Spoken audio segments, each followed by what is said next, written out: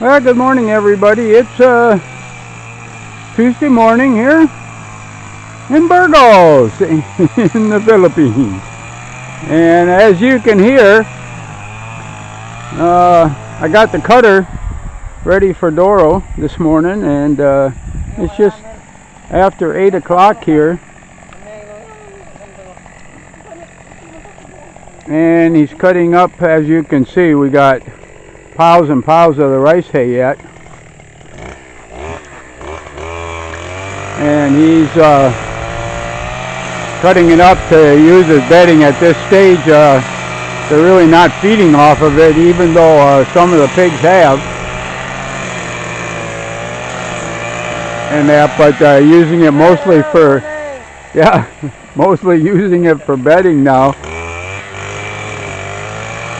And hopefully we've got enough to last through May and June into July here. We should. As I kind of pan around here, you can see, like I said, we picked up 43 loads this year. So, ooh, dusty.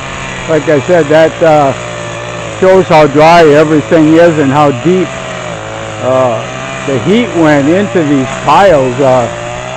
Usually it only goes down a few inches and then it's still pretty moist and actually starting to decompose. But kind of take you around to this side here, and we've got, we had about 25-30 bags of leaves here that have been raked up, and wow, as I look over there, there's more piles of leaves by our burn pile there that we need to gather up as I kind of head down here towards our rice fields. You can kind of see what I'm doing here, head through the trees here, and like I said, we've pretty well cleaned this up. And of course, with as hot as it is, you always get falling leaves here, and rake that up and it all goes into the compost piles. But what I've been doing here is in between the rows of pineapples here, and as you can see, rice field number 5 there, number 4 and 3. I actually came down earlier this morning and we spread a whole bunch of leaves in between the rows just in case we get rain. What happens is that soaks down in and it actually keeps the soil a little bit moist. When we do start the rainy season again, I'll go through and plow this. We'll have our neighbor come up with his caribou and plow it, and then I'll make rows again, and I think we're going to turn this into our vegetable garden here, as we did up above with the beans. And if I walk over here a little bit, and of course this is where we put our beans in rice field 1 and 2, and then of course here where we grew some tomatoes and peppers. Actually, they're pretty small now because there's no moisture, so they're still flowering and producing peppers, but they only get maybe about an inch and a half in diameter at the absolute most, and they dry out so fast because of the just the heat lately has been outrageous. And then you get an idea too of the walkway here that I made years ago when we dug all these rice fields.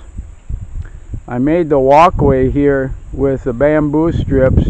Originally I didn't paint them and that, but because the water flows down the hill here when we get the really heavy rains, and I wanted to create a trench in order for the water to flow down and then of course flow into our pond down there. And so and about every 2 to 3 years I got to replace the bamboo. It gets all rotten, and it's still holding up pretty good basically because last year was like I said, the year of the drought, and so we haven't gotten a lot of moisture, and it's the heat with the moisture that really rots that stuff. The sun dry rots it too, but as you can see, a lot of it's in the shade. So that's kind of what we've been up to today. As you take a look down at the pond, pretty sad.